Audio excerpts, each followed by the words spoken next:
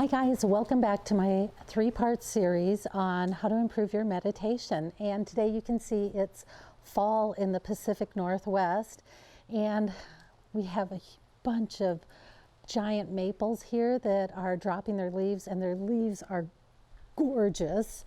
They're so bright.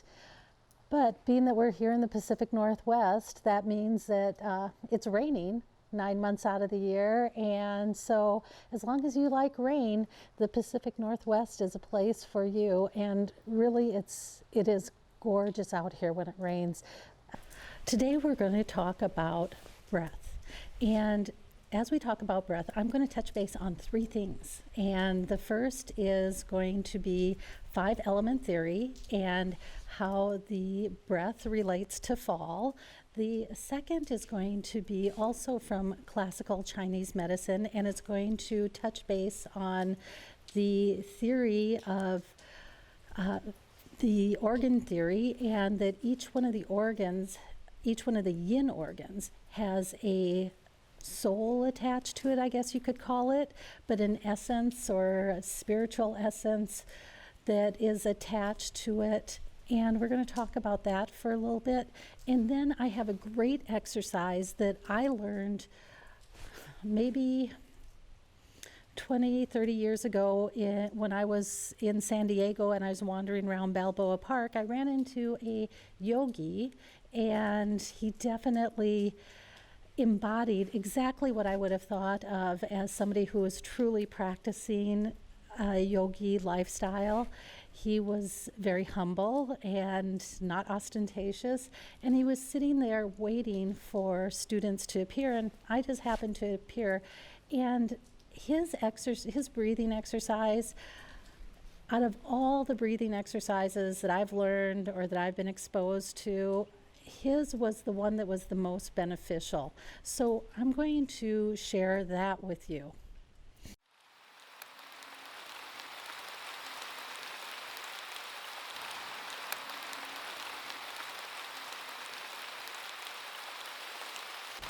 Let's first talk about fall and Chinese 5-element theory. So in 5-element theory, fall is represented by the lungs. And there's probably two key themes that happen in fall. One is harvest, and one is end of life. If we look at just the basic agricultural aspects of fall, we know in fall we harvest our crops.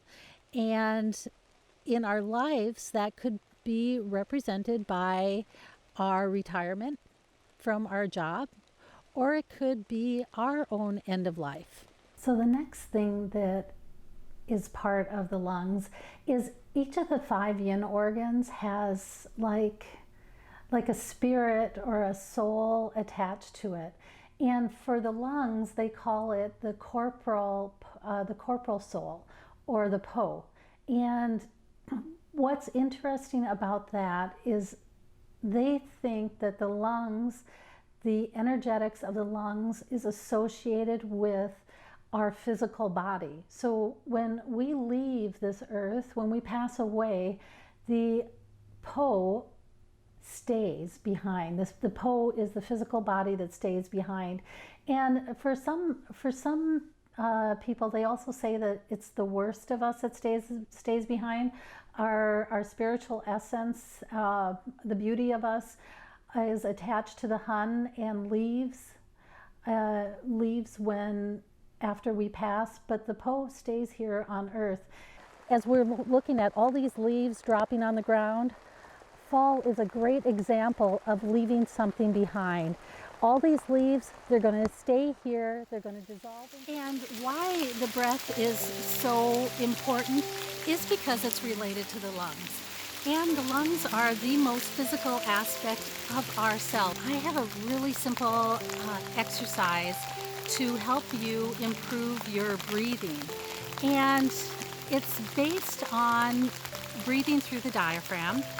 And I also have some exercises because for some of us, we find that our diaphragm gets pretty blocked up and gets pretty stuck. So if you do this exercise and you find it to be a little exhausting or difficult to do, look at the exercises at the end of this video and try those out. It'll help stretch out the diaphragm, and it will help you improve your breathing. So let's look at it. So there's a lot in the lungs that is really about being here and present and current. But there's more to it than just that. When we focus on the breath is supposed to be the mentor to the mind. And so what that means is, most of the time when we start meditating, we just start thinking about the breath, and we think that's what we're supposed to do. And that's not really the concept. The concept is the breath is a mentor to the mind. So the goal is to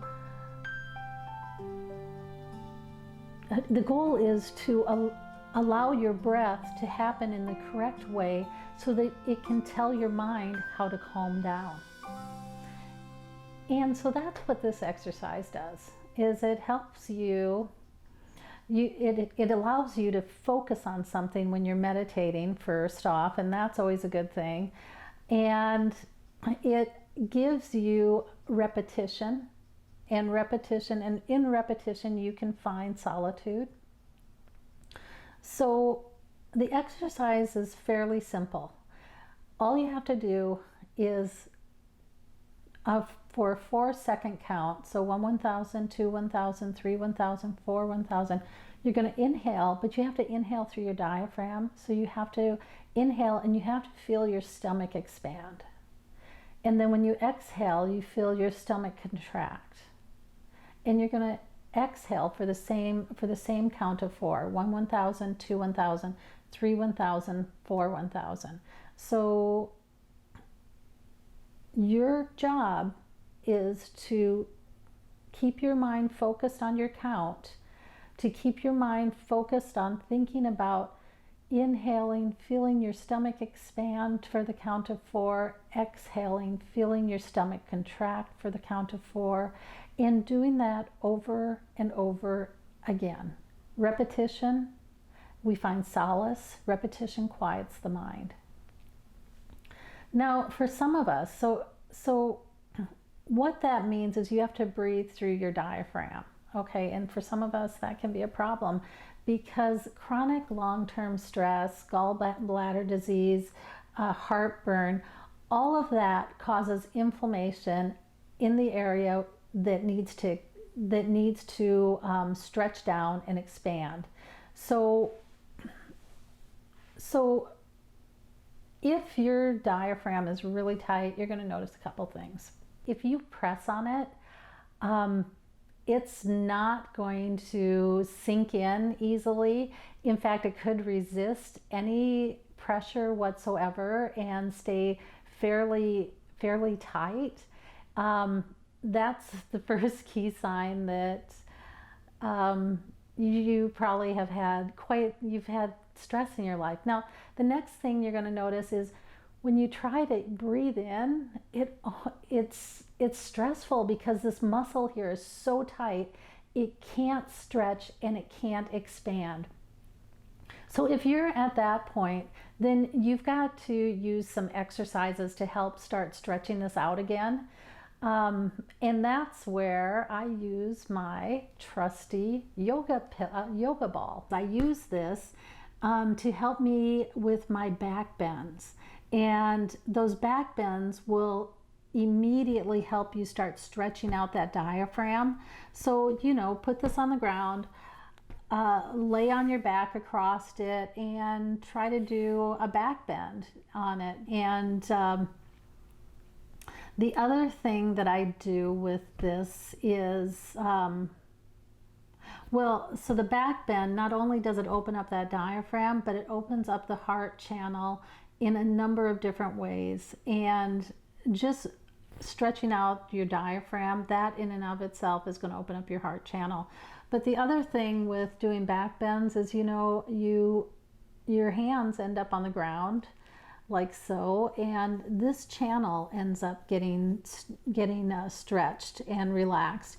This channel here is for the pericardium. It's a pericardium channel which protects the heart. So the back bend in total is an exercise that really can help with the heart channel. So that's one exercise that I do to help with the breathing exercises for meditation. But the other thing that I do is I'll lean against this. I'll put it on the ground, just lean against this with my back, and just allow my arms to stretch out.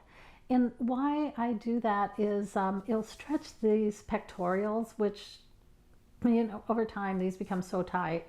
And the important part about that is the opening to lung channel, the start of the lung channel as it opens to the surface is right in here. So you have lung 1 and lung 2 right in here. And by doing that kind of stretch, it helps open up and stretch the lung channel.